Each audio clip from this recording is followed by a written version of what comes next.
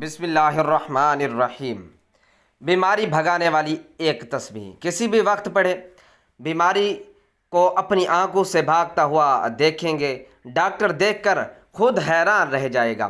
ناظرین کرام، یہ تسبیح پڑھ لیں، سر سے لے کر پاؤں تک آپ کے جسم کے اندرونی اور بیرونی ہر بیماری ختم ہو جائے گی انشاءاللہ۔ اللہ کے فضل و کرم کے ساتھ گھر میں جو کوئی بھی بیماری میں مبتلا ہو، چاہے وہ چھوٹی سی چھوٹی بیماری ہو یا بڑی سے بڑی بیماری ہو، اور کئی سالوں سے علاج کرواتے کرواتے تھک چکے ہوں لیکن وہ بیماری ختم ہونے کا نام نہ لے رہی ہو، اگر آپ خود بیمار ہیں تو یہ تسبیح خود پڑھ لیں۔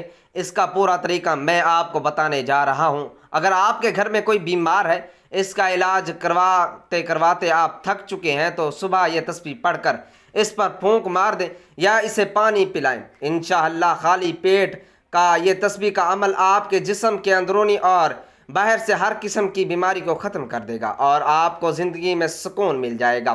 یہ بات تو میرے تمام دیکھنے اور سننے والے بہن بھائی جانتے ہیں کہ قرآن مجید کی ہر حرف میں ثواب، تاثیر، شفا اور برکت رکھی گئی ہے۔ میرے وہ تمام ناظرین جو دنیاوی طور پر بیماری کے اخراجات اور دیگر خرچوں کی وجہ سے کافی پریشان رہتے ہیں، بہت زیادہ ذہنی تناؤ کا شکار ہو چکے ہیں، ہر وقت سینے پر بوجھ سمجھتا ہے، چھوٹی چھوٹی باتوں پر گھبراہٹ ہوتی ہے اور ہر وقت خود کو بے چین محسوس کرتے ہیں، انشاءاللہ آج آپ کی خدمت میں جو عمل میں لے کر حاضر ہوا ہوں، اس سے میرے بتائے ہوئے طریقے کے مطابق آپ نے کر لینا ہے۔ میں امید کے ساتھ کہتا ہوں کہ ہر قسم کی بیماری ختم ہو جائے گی انشاءاللہ۔ عمل یہ وظیفہ شروع کرنے سے پہلے میں آپ کو ایک بہت اہم بات بتانا چاہتا ہوں کہ جو بھی عمل یا وظیفہ ہم آپ کو بتاتے ہیں وہ اللہ رب العزت کی طرف سے ہوتے ہیں، یعنی جو اعمال آپ کرتے ہیں وہ اللہ رب العزت کے کلمات ہوتے ہیں، اللہ کا ذکر ہوتے ہیں، قرآن پاک کے الفاظ ہوتے ہیں، قرآن پاک کی صورتیں ہوتی ہیں جن کی برکت اور طاقت سے اللہ رب العزت شفا عطا فرماتا ہے۔ بہت سے لوگ کہتے ہیں کہ ان وظائف یا اعمال میں کچھ نہیں رکھا، تو میری ان سب سے گزارش ہے کہ ہم کوئی بات اپنی طرف سے نہیں بتاتے، ہم اللہ رب العزت کا ذکر بتاتے ہیں، قرآن کا وظیفہ بتاتے ہیں جسے پڑھنے سے شفا پروردگار عطا فرماتا ہے۔ آپ تو جانتے ہیں کہ اللہ کے کلمات میں کتنی طاقت ہوتی ہے، ہمیں چاہیے کہ ہم ان وظائف کو سچے دل اور کامل ایمان کے ساتھ ضرور کریں تاکہ ہمیں ان سے فائدہ حاصل ہو سکے۔ اگر آج کی یہ تسبیح پڑھ لینے سے ڈاکٹروں کے خرچے بچ جاتے ہیں، دوائیوں کے خرچے بچ جاتے ہیں اور مریض صحت یاب ہو جاتا ہے، تو آپ بتائیں اس سے بڑی کامیابی اور کیا ہو سکتی ہے۔ یہ انسان جو صدیوں سے کئی سالوں سے بیماریوں کا شکار ہوتا ہے، اس کی زندگی کی ایک ہی تمنا ہوتی ہے کہ اسے سکون مل جائے، اسے نجات مل جائے، شفا مل جائے۔ اس کی شفاعت سب سے بڑی نعمت ہوتی ہے۔ ناظرین کرام، حضرت علی رضی اللہ تعالیٰ عنہ کے پاس ایک شخص آیا اور عرض کیا کہ مجھے رات کو ٹھیک سے نیند نہیں آتی، سو نہیں پاتا، اور جب صبح اٹھتا ہوں تو پورے جسم میں درد رہتا ہے اور وہ درد بڑھتا رہتا ہے۔ جب اس نے اپنی پوری بات حضرت علی کرم اللہ وجہ الکریم کو بیان کر دی تو انہوں نے فرمایا کہ اے شخص، تو رات کو پانی پیتا ہے تو پانی پینا بند کر دے، کیونکہ یہ انتہائی نامناسب ہے۔ رات کو پانی پینے سے درد شروع ہو جاتا ہے، لیکن اللہ پاک اسے شفا دینا چاہے تو دے سکتے ہیں، ورنہ اس کا علاج ناممکن ہے۔ ناظرین کرام، پانی جسم کے لیے ایک انتہائی اہم چیز ہے۔ جب ہم مناسب مقدار میں پانی نہیں پیتے تو ہمارے جسم میں پانی خشک ہو جاتا ہے۔ اکثر رات کے وقت ہمیں پانی کی پیاس محسوس ہوتی ہے اور لوگ رات کو اٹھ اٹھ کر پانی پیتے ہیں، لیکن اب جدید میڈیکل سائنس نے بھی یہ رات کو پانی پینے سے منع کیا ہے۔ ان کا کہنا ہے کہ بستر پر جانے سے قبل پانی کا استعمال نیند کو متاثر کرتا ہے۔ اس کے نیند میں بیت الخلاء کے لیے بار بار اٹھنا پڑتا ہے۔ جب انسان گرم بستر سے اچانک بیت الخلاء جاتا ہے تو جسم ٹھنڈا پڑ جاتا ہے، جو صحت کے لیے نقصان دہ ہوتا ہے۔ دوسری بڑی وجہ گردوں سے متعلق ہے۔ آپ سب جانتے ہیں کہ رات کو گردے اپنے کام میں بہت زیادہ سست ہو جاتے ہیں۔ یہی وجہ ہے کہ کچھ افراد صبح اٹھنے پر ہاتھ اور چہروں پر سوجن کا شکار ہو جاتے ہیں۔ اس لیے رات کو سونے سے پہلے پانی پینا ایسے افراد کے لیے مسائل بڑھا سکتا ہے۔ تیسری بڑی وجہ یہ ہے کہ اگر آپ سونے سے پہلے پانی پیتے ہیں تو یہ نیند میں مداخلت کی بڑی وجہ بنتا ہے۔ وزن کو کم کرنے کے لیے پانی کی طرح نیند بھی ایک اہم چیز ہے۔ میڈیکل سائنس کہتی ہے کہ 6 سے 8 گھنٹے کی نیند زندگی میں اہم تبدیلی لا سکتی ہے۔ سائنس کے مطابق جو لوگ کم سوتے ہیں یا زیادہ نیند لیتے ہیں، ان کے وزن بڑھنے کے خطرات بڑھ جاتے ہیں اور زندگی میں نیند کی اہمیت سے انکار ممکن نہیں۔ نیند کی کمی بیماری کا باعث بن سکتی ہے، جبکہ مناسب تک سونا لمبی زندگی کے حصول میں مددگار ثابت ہو سکتا ہے۔ ایک رات کی خراب نیند اگلے دن کو خراب کر سکتی ہے، یعنی کام پر توجہ نہیں دیتی یا غلطیاں ہونے لگتی ہیں۔ ٹائم نیند کی کمی سے قطع نظر اکثر افراد کو ایک عجیب بدلے کا سامنا ہوتا ہے، اور وہ سونے کے بعد آدھی رات کو اچانک آنکھ کھل جانا۔ اللہ تعالیٰ نے رات آرام کے لیے بنائی۔ رات بھر کی پرسکون نیند انسان کو اگلے دن کے لیے چاق و چوبند کر دیتی ہے۔ انسانی جسم کو اللہ تعالیٰ نے ایک توازن کے ساتھ تخلیق کیا ہے۔ اس توازن میں جس کا بگاڑ اس کے اندر کسی خرابی کی نشاندہی کرتا ہے۔ چینی ماہرین کی تحقیق کے مطابق اگر انسان کی آنکھ پر ہر روز رات کے کسی خاص وقت میں آنکھ کھلتی ہے تو اس کا واضح مطلب کسی جسمانی روحانی خرابی سے ہو سکتا ہے۔ محترم ناظرین کرام، اس کے علاوہ بھی بہت سی وجوہات ہو سکتی ہیں کہ آنکھ کیوں کھلتی ہے۔ اکثر لوگوں کی شکایت ہوتی ہے کہ ان کی نیند اچانک کھل جاتی ہے اور اس وجہ سے نیند خراب ہو جاتی ہے، اور ہم میں سے شاید کوئی بھی ایسا نہیں جو رات میں 1-2 مرتبہ نہ جاگتا ہو، کیونکہ کبھی کسی فکر یا پریشانی کی وجہ سے یا کبھی برا خواب دیکھنے پر اچانک بیدار ہو جاتا ہے۔ کیا آپ نے کبھی مشاہدہ کیا ہے کہ رات 3 سے 5 بجے تک کے درمیان آپ کی آنکھ عموماً کھل جاتی ہے اور اس لمحے کے دوران آپ بے چین ہو کر جاگ جاتے ہیں؟ یقیناً بہت سے لوگ کے ساتھ ایسا ہوتا ہے، شاید ہم نے کبھی اس پر غور نہیں کیا۔ کیا دنیا میں ہر امیر و غریب، نیک و بد کو قدرت کے قانون کے تحت دکھ و غم اور پریشانیوں سے کسی نہ کسی شکل میں ضرور واسطہ پڑتا ہے؟ دنیا مصیبتوں، غموں اور پریشانیوں کا گھر ہے۔ بعض لوگ اولاد کی نافرمانی کی وجہ سے پریشان ہیں، کچھ لوگ مال اسباب کے ختم ہونے پر ڈوبے رہتے ہیں۔ یعنی انسان کسی نہ کسی فکر یا پریشانی کی وجہ سے نیند کی کمی کا شکار ہوتا ہے، اور ان کو ذہنی پریشانیوں کی وجہ سے رات کو بار بار آنکھ کھلتی رہتی ہے۔ تو چلیں نبی کریم صلی اللہ علیہ وآلہ وسلم کی حدیث مبارکہ کی روشنی میں آپ کو بتاتے ہیں کہ ایسا کیوں ہوتا ہے، اور پھر جدید سائنس کی روشنی میں بھی بتائیں گے کہ اگر دوبارہ آپ کے ساتھ ایسا ہوتا ہے، اس وقت آپ کو کیا کرنا چاہیے جس سے زندگی کی ہر خوشی مل جائے۔ اگر آپ رات کو اچانک نیند سے بیدار ہو جاتے ہیں، آپ کسی مرض میں مبتلا نہیں بلکہ خوش نصیب انسان ہیں، کیونکہ اس لمحے کے دوران آپ کا رب آپ کو یاد کرتا ہے۔ یہ رحمت کے فرشتے ہوتے ہیں جو آپ کو بار بار نیند سے اٹھاتے ہیں۔ رات کے وقت اللہ تعالیٰ اپنے بندوں کے زیادہ قریب ہو جاتا ہے تاکہ وہ ان کے لیے رحمت اور توبہ کے دروازے پوری طرح کھول دے۔ حضرت ابو ہریرہ رضی اللہ تعالیٰ عنہ سے مروی ہے کہ حضور صلی اللہ علیہ وآلہ وسلم نے فرمایا، ہمارا پروردگار ہر رات آسمانی دنیا پر نازل فرماتا ہے۔ جب رات کا آخری حصہ باقی رہ جاتا ہے تو آواز دیتا ہے، کون ہے جو مجھ سے دعا کرے، میں اس کی دعا قبول کروں؟ کون ہے جو مجھ سے سوال کرے، میں اس کو مطلوبہ چیز عطا کروں؟ کون ہے جو مجھ سے چیز طلب کرے، میں اسے بخش دوں؟ ہے کوئی توبہ کرنے والا، میں اس کی توبہ قبول کروں؟ ہے کوئی سائل جسے میں عطا کروں؟ یہاں تک کہ صبح ہو جاتی ہے۔ اسی طرح ایک اور حدیث مبارکہ میں ہے، حضرت ابو سعید خدری رضی اللہ تعالیٰ عنہ اور حضرت ابو ہریرہ رضی اللہ تعالیٰ عنہ سے مروی ہے کہ رسول اکرم صلی اللہ علیہ وآلہ وسلم نے فرمایا، اللہ تعالیٰ توقف کرتا ہے کہ حتیٰ کہ رات کا ایک تہائی حصہ گزر جاتا ہے، پھر آسمانی دنیا پر نزول فرماتا ہے اور آواز دیتا ہے، کوئی مغفرت کا طلبگار ہے، میں اس کی مغفرت کروں؟ اے کوئی توبہ کرنے والا، میں اس کی توبہ قبول کروں؟ ہے کوئی سائل، میں اسے عطا کروں؟ ہے کوئی دعا کرنے والا، میں اس کی دعا قبول کروں؟ حتیٰ کہ فجر ہو جاتی ہے۔ محترم ناظرین اکرام، اس حدیث کا مقصد یہ ہے کہ آپ کو اس قیمتی وقت کی اہمیت بتائی جائے۔ یہ وقت اتنی اہمیت کا حامل ہے، جب ہمارا مالک اپنی آواز دیتا ہے، مانگ لو مجھ سے جو کسی وقت مانگتا ہے۔ اگر آپ کی آنکھ رات کو کھل جاتی ہے تو فوراً اٹھیں اور اپنے رب سے اپنے لیے مانگ لیں۔ سیدنا عبادہ بن صامت رضی اللہ تعالیٰ عنہ سے روایت ہے کہ انہوں نے نبی کریم صلی اللہ علیہ وآلہ وسلم کو فرماتے ہوئے سنا، جو شخص رات کو اٹھے اور دعا کرے، اے اللہ مجھے بخش دے، اس کی دعا قبول ہوگی۔ اگر وہ وضو کرے اور نماز پڑھے تو اس کی نماز قبول ہوگی۔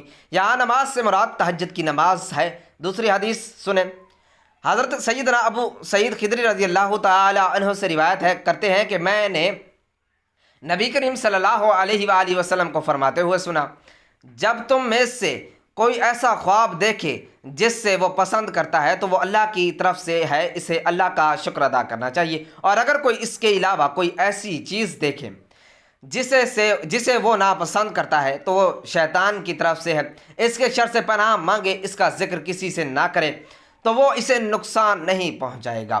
اکثر لوگ برے خواب بیان کرتے ہیں اور تعبیروں کے بارے میں پوچھتے ہیں۔ اس بات کو ملحوظ رکھیں کہ بہتر ہے کہ برے خوابوں کی تعبیر نہ پوچھیں۔ جب کبھی رات کو آنکھ کھلے تو نبی کریم صلی اللہ علیہ وآلہ وسلم کی ان فرامین پر ضرور عمل کر کے، اگر آپ کا بستر سے اٹھنے کو دل نہ کرے تو پہلی حدیث مبارکہ پر عمل کر کے 2 سے 5 منٹ کے دعا کر کے اللہ تعالیٰ مجھ پر اپنی رحمت فرما اور اس مقدس لمحے سے فائدہ اٹھانے کی ہمت اور توفیق عطا فرما۔ اس وقت آپ کو بار بار پکارا جاتا ہے کہ انسان جس مقصد کے لیے پیدا کیا گیا ہے اسے پہچانے اور اسے پورا کرے۔ محترم ناظرین کرام، قرآن مجید میں اللہ تعالیٰ نے اپنے مومن بندوں کی یہ صفت بیان فرمائی ہے کہ وہ رات کے وقت تھوڑا سوتے ہیں اور آخری رات مغفرت مانگتے ہیں۔ محترم ناظرین کرام، ہر چیز کے پیدا ہونے اور پرورش پانے کا ایک خاص موسم ہوتا ہے۔ ہریالی اور خوبصورتی بہار کے موسم میں دیکھنے کو ملتی ہے۔ اسی طرح چاند 29 دن کے سائیکل کے بعد پھر سے چمکنا شروع کر دیتا ہے۔ اسی طرح رات کے پچھلے حصے میں روحانی دنیا کی بہار کا موسم ہوتا ہے، رحمت کے نزول کا وقت ہوتا ہے۔ اللہ تعالیٰ چاہتا ہے کہ بندہ اپنی نیند سے اٹھے اور اپنی خواہشات کا اظہار کرے۔ اس وقت رب کائنات تمام خزانے بانٹنے کے لیے بے تاب ہوتا ہے۔ اس کے علاوہ جدید سائنس بھی کہتی ہے کہ نماز ایک بہترین ورزش ہے۔ اس کے ہر رکن کے الگ الگ فوائد ہیں۔ نماز سے جسم کی تمام بیماریاں ختم ہو جاتی ہیں۔ اس لیے نبی کریم رؤوف الرحیم صلی اللہ علیہ وآلہ وسلم نے 1400 سال پہلے حکم دیا، اور آج اربوں روپے خرچ کر کے سائنس اسے سچ ثابت کر رہی ہے، لیکن کچھ لوگ اب بھی اس اسلام میں کیڑے نکالنے پر گامزن ہیں اور ہمیشہ منہ کی کھاتے ہیں۔ ناظرین کرام، اگر آپ کے اس وقت آنکھ کھلتی ہے تو ضرور اٹھیں، وضو کیجیے تاکہ آپ اچھی طرح جاگ جائیں اور پاک ہو جائیں، یا کچھ دیر کے لیے لمبے لمبے سانس لیں، زور سے سانس لیں، باہر نکالیں تاکہ جسم سے بیماریاں خارج ہوں۔ سجدہ کرتے وقت جب آپ نیچے جھکتے ہیں تو دماغ کو زیادہ خون ملتا ہے۔ نماز کی سجدے کی حالت میں بندہ مومن کے لیے اللہ رب العزت کی بندگی کے حوالے سے بہترین حالت ہے، اور یہی دعا کے لیے سب سے اچھا موقع ہوتا ہے، کیونکہ نہ کوئی کسی مومن کے لیے اپنے رب کے سامنے عاجزی اور بندگی اختیار کرتے ہیں ہوئے اپنی پیشانی جھکانا اور اس کے قدموں میں رکھ دینا بہت محبوب ہوتا ہے۔ اس کے نتیجے میں اللہ تعالیٰ اپنے بندے کو بہترین نعمتوں سے نوازتا ہے اور اپنے قرب کا شرف بخشتا ہے۔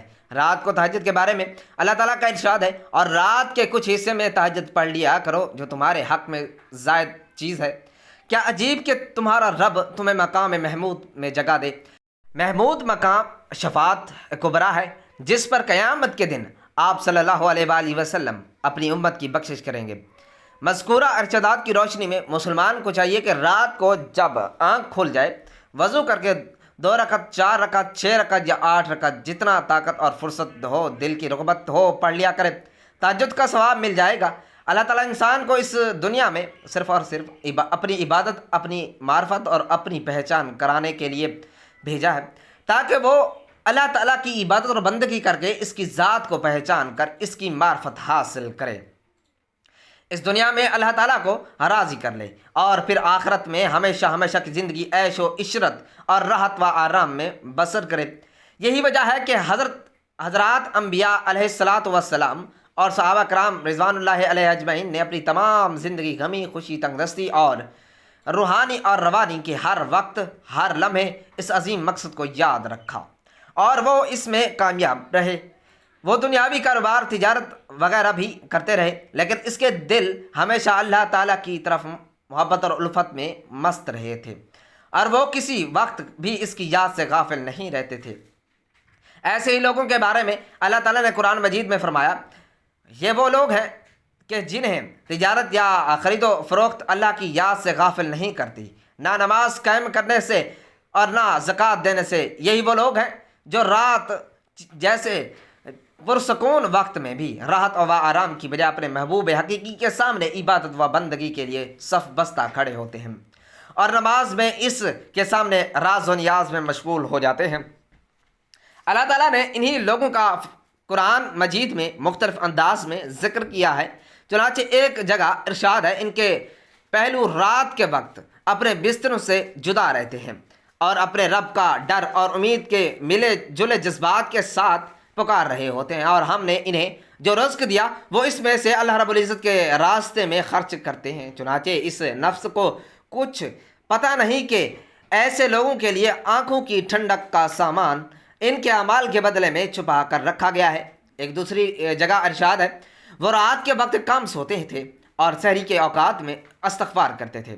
حضرت عبداللہ بن سلام رضی اللہ تعالیٰ عنہ فرماتے ہیں، جب حضور اقدس صلی اللہ علیہ وآلہ وسلم مدینہ منورہ تشریف لائے تو لوگ آپ صلی اللہ علیہ وآلہ وسلم کی طرف دوڑنے لگے اور کہنے لگے، حضور صلی اللہ علیہ وآلہ وسلم تشریف لائے ہیں۔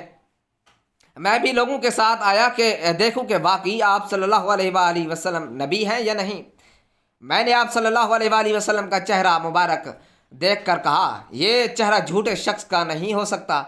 وہاں پہنچ کر سب سے پہلا ارشاد جو حضور نبی کریم صلی اللہ علیہ وآلہ وسلم کی زبان مبارک سے سنا وہ یہ تھا کہ لوگوں آپس میں سلام کا رواج ڈالو، غرباء کو کھانا کھلاؤ، صلح رحمی کرو، اور رات کے وقت جب سب لوگ سوتے ہیں تہجد نماز پڑھا کرو تو سلامتی کے ساتھ جنت میں داخل ہو جاؤ گے۔ حضرت علی رضی اللہ تعالیٰ عنہ سے مروی ہے کہ حضور صلی اللہ علیہ وآلہ وسلم نے ارشاد فرمایا، جنت میں ایسے بالا خانے ہیں جو آئینوں کے بنے ہوئے ہیں، ان کے اندر سب چیزیں باہر سے نظر آتی ہیں۔ صحابہ کرام رضی اللہ تعالیٰ عنہ اجمعین نے عرض کیا، یا رسول اللہ، یہ کون لوگ ہیں؟ یہ کن لوگوں کے لیے ہیں؟ حضور صلی اللہ علیہ وآلہ وسلم نے فرمایا، جو اچھی طرح بات کرے، غرباء کو کھانا کھلائے، ہمیشہ روزے رکھے اور ایسے وقت میں رات کو تہجد پڑھے جب لوگ سو رہے ہوں۔ حضرت بلال حبشی رضی اللہ تعالیٰ عنہ سے روایت ہے کہ رسول اللہ صلی اللہ علیہ وآلہ وسلم نے ارشاد فرمایا، تم رات کو جاگنے کو لازمی پکڑو، کیونکہ یہ تم سے پہلے صالحین اور نیک لوگوں کا طریقہ ہے، اور رات کا قیام اللہ تعالیٰ کی طرف سے بے تکبر کا ذریعہ ہے، بے گناہوں کے لیے کفارہ ہے، گناہوں سے روکنے والی اور حسد سے دور کرنے والی چیز ہے۔ تو میری آپ سب بھائیوں اور بہنوں سے گزارش ہے کہ جو تسبیح میں آپ کو بتانے جا رہا ہوں وہ تسبیح کون سی ہے؟ آج جو طریقہ میں آپ کو بتانے جا رہا ہوں اس طریقے سے آپ نے تسبیح کرنی ہے، پھر دیکھیں اللہ پاک آپ کو شفا عطا فرمائے گا، صحت والی زندگی عطا فرمائے گا۔ لیکن جب کوئی ڈاکٹر میڈیسن دیتا ہے تو وہ اس کا پورا طریقہ بتاتا ہے کہ اس میڈیسن کو آپ نے کس طریقے سے استعمال کرنا ہے۔ جو طریقہ میں نے آپ کو بتایا ہے، اگر آپ ڈاکٹر کے طریقے سے کے خلاف جائیں گے، اپنی مرضی سے وہ میڈیسن استعمال کریں گے تو ہو تو سکتا ہے کہ آپ کو اس کا فائدہ حاصل نہ ہو۔ اسی طرح جو طریقہ میں آپ کو بتانے جا رہا ہوں اس طریقے کے مطابق آپ نے تسبیح کرنی ہے۔ یقین کریں، کائنات میں کسی بھی فرد کو کوئی بھی بیماری لگ گئی ہو، کوئی ذہنی الجھن ہو، کوئی یا قلبی بے چینی ہو، کالا پیلا جادو ہو یا جنات کا سایہ ہو، آج کی یہ تسبیح پڑھنے کے بعد آپ اپنے اندرونی حالات کو بدلتے ہوئے خود دیکھ لیں گے، بیماریوں کو اپنی زندگی سے بچاتے ہوئے خود دیکھیں لیں گے۔ اسی تسبیح کو آپ نے کس طرح سے پڑھنا ہے، بڑی توجہ سے نوٹ فرمائیے۔ بیماری بھگانے والی ایک تسبیح دن میں کسی بھی وقت پڑھیں، بیماری کو اپنی آنکھوں سے بھاگتا ہوا دیکھیں گے۔ یہ کلمات آپ نے سجدے کی حالت میں ایک تسبیح پڑھنی ہے، باوضو ہو کر اول و آخر درود شریف کے ساتھ، درود شریف چاہے کوئی بھی ہو۔ کلمات یہ ہیں، ان کلمات کو آپ نے پڑھنا ہے، انشاءاللہ آپ کی تمام بیماریاں دور ہو جائیں گی۔ بیماری میں پریشان ہو کر انسان روحانی علاج بھی کرنا چاہتا ہے لیکن اس درست راستے نہیں ملتا تو وہ ٹوٹکوں میں لگ جاتا ہے۔ ایک مسلمان کی حیثیت سے ہمارے پاس اللہ کے رسول صلی اللہ علیہ وآلہ وسلم کی دعائیں موجود ہیں جو سب سے زیادہ اثر رکھنے والی دعائیں ہیں، لہٰذا بیماری کی حالت میں ان کا وسیلہ حاصل کرنا چاہیے۔ یہ طلب رسول اللہ صلی اللہ علیہ وآلہ وسلم ہے۔ ابن ماجہ میں اس بارے میں بہت سی دعائیں اور رسول اللہ صلی اللہ علیہ وآلہ وسلم کے دم فرمانے کا مفصل بیان موجود ہے۔ بخاری شریف اور مسلم شریف کی ایک متفق علیہ حدیث سے ہے، حضرت عائشہ صدیقہ رضی اللہ تعالی عنہا نے فرمایا کہ رسول اللہ صلی اللہ علیہ وآلہ وسلم اپنے گھر والوں کی بیمار پرسی کرتے تھے اور اپنا دایاں ہاتھ مریض کے درد والے حصے پر پھیرتے اور یہ دعا پڑھتے: اللہم رب الناسی اذہب بالباسی واشفی انت شافی لا شفاء الا شفاءک شفاء لا یغادر سقما۔ ترجمہ: اے اللہ، اے لوگوں کے پروردگار، پریشانی کو دور کر، تو شفا عطا فرما، تو ہی شفا دینے والا ہے، تیرے سوا کوئی شفا دینے والا نہیں۔ اے شفا عطا فرما جو بیماری کو باقی نہ چھوڑ۔ اس دعا سے بیماری کو دور کرنے والی دعا اور کون سی ہو سکتی ہے؟ یہ دعا آپ کسی بھی بیماری کے لیے کریں، کسی بھی بیماری سے نجات کے لیے آپ اس کو لازمی کریں۔ جب یہ عمل پورا ہو جائے تو اپنے سامنے ایک گلاس پانی لازمی رکھ لیں۔ یہ عمل پورا ہونے کے بعد اس کے گلاس پر پھونک مار کر اور پانی خود بھی پی لیں۔ اگر آپ خود کسی بیماری میں مبتلا ہیں تو اس پانی کو خود پی لیں، ورنہ اس مریض کو وہ پانی پلائیں۔ پانی پر پھونک مار کر خود بھی پی لیں اور گھر میں جو بھی کوئی بھی بیمار ہے اس سے بھی پلائیں۔ ایک دن یہ عمل کر لیں، یقین مانیں دوسرا دن جب آپ اس عمل کو کریں گے، اس کی نیت کریں گے، تو مریض کی طبیعت بہتر ہونا شروع ہو جائے گی۔ اس تصویر میں اتنی برکت ہے اور طاقت ہے کہ اگر آپ کا مریض کسی ہسپتال کی ICU میں پڑا ہے تو اسے بھی اس طرح سے عمل کر کے وہ پانی پلائیں تو مریض اٹھ کر بیٹھ جائے گا۔ قرآن پاک میں بہت زیادہ شفا ہے، ہر صورت میں برکت اور طاقت رکھی ہوئی ہے۔ میری وہ تمام بہن بھائی اور بہن جو اپنے گھر میں بیماریوں کی وجہ سے پریشان ہیں، چاہے وہ چھوٹی ہو یا بڑی، آج سے یہ عمل ضرور کر لیں۔ ایک بات میری ہمیشہ کے لیے پلے باندھ لیں کہ جسمانی بیماری بہت چھوٹی چیز ہے، اصل بیماری سوچ کی بیماری ہوتی ہے۔ جس طرح دیمک لکڑی کو چاٹ جاتی ہے، اسے اندر سے کھا جاتی ہے، اسی طرح منفی سوچ بیماریوں کی طرح جسم کو اندر سے کھا جاتی ہے۔ اپنی سوچ کو مثبت رکھیں۔ سید عالم صلی اللہ علیہ وآلہ وسلم نے ارشاد فرمایا: بے شک دوست اور وفا کرنے والی پاک ذات صرف اللہ رب العزت کی ہے۔ ہر شے اللہ تعالیٰ کی ملکیت ہے، جو بھی اسے سچے دل سے پکارتا ہے اور اس کی دعا ضرور سنتا ہے۔ اللہ تعالیٰ اس تسبیح کی برکت سے میرے تمام بھائیوں اور بہنوں کی پریشانیوں کو دور فرمائے، بیماریوں کو دور فرمائے۔ اے میرے مولا، تو ہماری دعاؤں کو اپنے حبیب کے صدقے میں قبول فرما لے، آمین ثم آمین۔ ناظرین، گزارش ہے کہ اپنے رزق میں حصول برکت کے لیے اللہ تعالیٰ کے 99 ناموں میں سے کوئی ایک نام کمنٹس میں ضرور لکھیں۔ ویڈیو اچھی لگے تو ویڈیو کو لائک کریں، شیئر کریں اور چینل کو سبسکرائب کریں۔ اللہ تعالیٰ ہم سب کا حامی و ناصر ہو۔ اللہ نگہبان۔ جزاک اللہ۔